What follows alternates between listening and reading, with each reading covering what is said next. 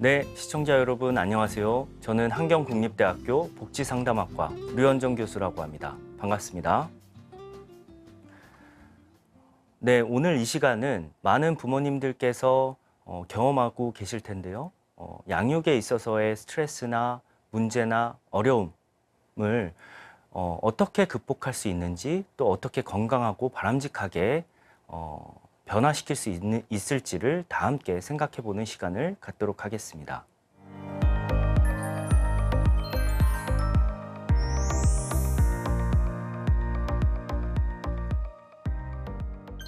아픔의 대물림, 즉 가정폭력의 세대 간 전이라고 할 수 있겠는데요. 사실 어떻게 보면 무의식적이고 또 어린 시절부터 학습된 행동 패턴이라고 할 수 있습니다. 다시 말해서 이 어린 시절의 폭력이 일상화된 가족 환경에 반복적으로 노출된 자녀의 경우, 이 성인이 된 후에 자동적으로 자신이 학습한 공격적이고 또 폭력적인 갈등 해결 방식이 재현되는 경우가 많다라는 겁니다. 그래서 이 폭력의 대물림을 끊어내는 가장 중요한 첫걸음은 자기 자신에 대한 인지와 성찰입니다. 내가 과거 어린 시절 부모로부터 어떤 경험을 겪었고 또 그 경험이 지금의 양육에 또는 갈등 방식에 어떤 영향을 주고 있는지 이런 질문을 스스로에게 던지는 시간을 자주 갖게 되면 객관적으로 자신을 바라보는 하나의 계기가 됩니다.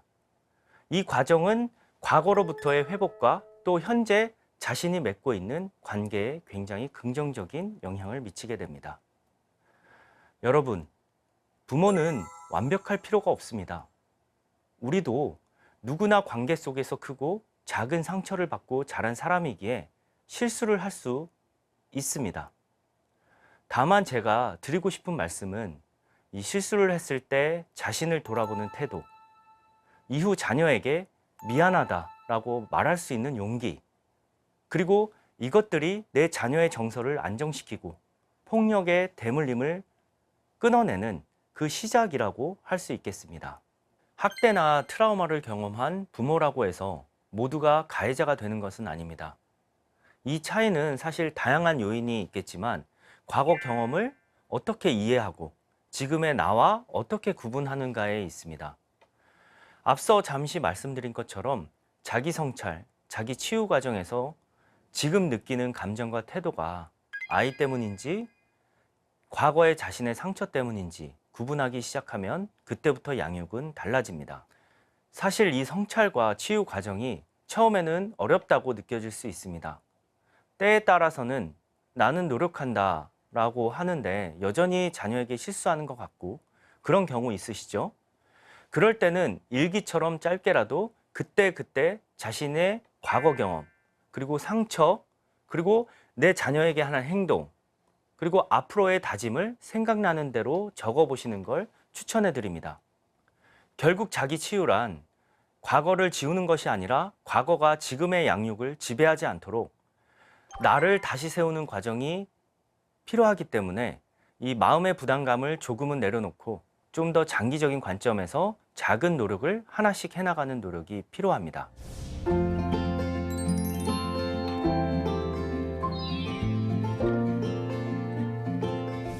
가족 안에서의 긍정적인 언어는 몸과 마음, 관계를 동시에 변화시키는 이 과학적인 개입이라고 할 수 있습니다.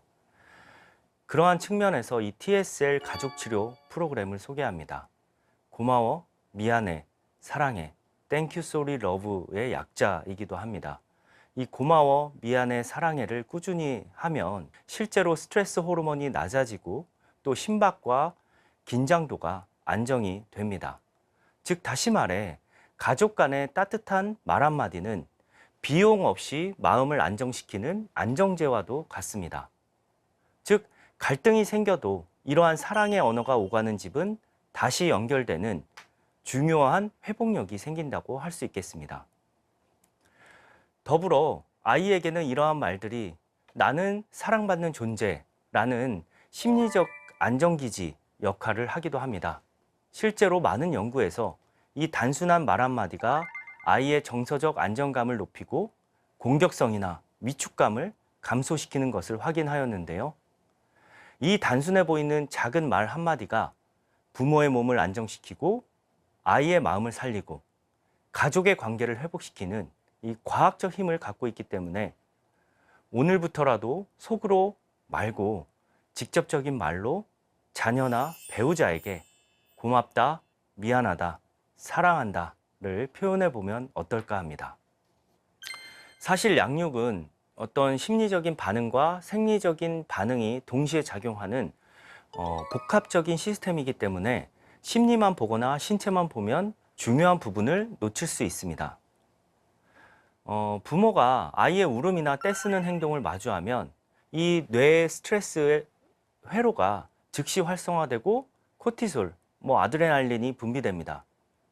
우리가 이것을 이해하지 않고 단순히 자신의 미성숙한 태도에만 문제를 삼으면 밀려오는 죄책감과 자괴감, 더 나아가서 양육에 대한 자신감 저하, 그리고 심각하게는 양육의 포기로까지 이어질 수 있습니다. 따라서 이 심리나 행동에 대한 개입의 효과를 발휘하기 위해서는 의생명적인 생리적 반응에 대한 이해와 또 안정, 그리고 효과성이 필요하다고 할 수 있겠습니다. 실제로 현재 많은 연구와 임상에서는 이러한 노력들을 하고 있습니다. 예를 들어 제가 새롭게 연구하고 있는 분야기도 하고 시도하고 있는 연구를 소개해 드리고자 합니다.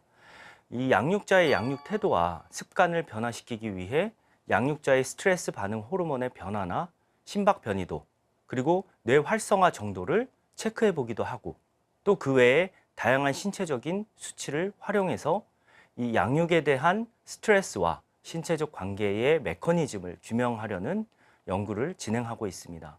또한 자녀 역시 단순 문제 행동뿐만 아니라 수면이나 호흡 양상, 영양 상태, 또 신경계 과민성 등 여러 가지 생리적인 요인을 함께 살펴보려는 노력을 진행하고 있습니다. 결국 몸과 마음을 함께 읽어낼 때 비로소 왜 이런 행동이 나타나는가를 정확히 이해하고 더 효과적인 양육 전략을 세울 수 있기 때문에 중요하다고 할 수 있겠습니다.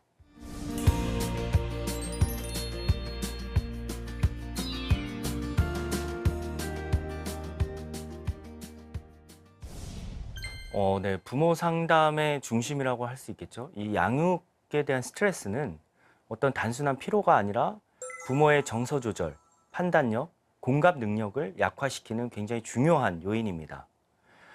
실제로 이 부모가 스트레스가 높으면 반응성이 떨어지고 충동적 행동이 증가해서 학대 위험이 높아질 수 있습니다.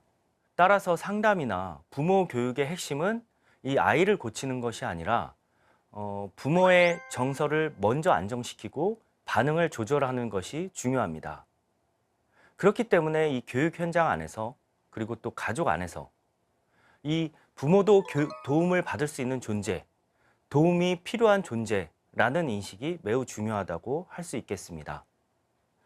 네, 양육 스트레스로 어려움을 겪는 많은 가정은 단순히 자녀 양육에 대한 문제뿐만 아니라 경제적 어려움, 정신건강적인 문제, 사회적 고립 등 여러 요소가 사실 복합적으로 나타나는 경우가 많습니다.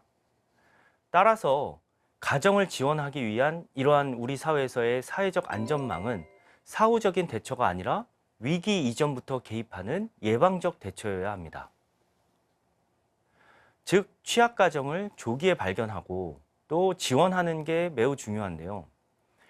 이를 위해서는 학교나 어린이집 또는 보건소 또 행정센터 등에서 생성되는 정보를 아동 전문 기관과 적극적으로 연계하려는 사회적 노력, 그리고 부모 개인의 정신건강을 일상적으로 쉽게 점검할 수 있는 어떤 체계나 인식이 반드시 마련되어야 됩니다. 또 이러한 정보들을 종합적으로 아우르며 관리하는 소위 말해 통합형 관리 체계가 제대로 작동될 때 비로소 아동 친화적 안전망을 구축할 수 있다고 할 수 있겠습니다. 이 나눔은 사실 단순한 기부가 아니라 내 자녀가 살아갈 우리의 따뜻한 사회를 만드는 우리 스스로가 만들어가는 일이라고 생각합니다. 저 역시 할머니와 아버지의 손길로 시작된 나눔을 이어오면서 나눔이 제 자신과 가족의 가치관과 태도에 얼마나 많은 영향을 주었는지를 몸소 경험을 했는데요. 지금 저는 고액 기부자 모임인 사랑의 열매 아너소사이어티 활동을 하고 있는데요. 이 모임 안에서 각자의 자리에서 치열하게 살아오신 분들이 마지막에 남기는 것은 돈이 아니라 사람이라는 마음으로 조용히 나눔을 실천하시는 많은 분들을 볼 때마다 저는 인간에 대한 신뢰와 그리고 이 사회에 대한 새로운 희망을 다시 한번 배우게 됩니다. 여러분, 많은 연구들에서도 나눔 활동을 경험한 아이들은 정서적 안정감과 또 사회적 책임감이 높은 것으로 나타나고 있습니다. 즉, 단단하고 바른 아이로 우리 아이를 성장시킬 수 있다는 뜻이겠죠. 여러분, 다시 한번 말씀드리지만 부모는 완벽하지 않아도 괜찮습니다. 중요한 건 아이에게 진심 어린 고마움, 미안함, 사랑함을 전하는 마음입니다. 우리 아이들은 부모의 작은 말과 행동 속에서 이 세상을 배우고 또 함께 살아가는 방법을 느낍니다. 오늘 하루 아이에게 손을 잡아주고 또 따뜻한 말 한마디를 건네보시기 바랍니다. 그 작은 순간들이 우리 아이들에게 큰 사랑이 되고 미래의 희망으로 다가오게 될 것입니다. 오늘 방송 함께 해주셔서 진심으로 감사드립니다. 경청해 주셔서 감사합니다.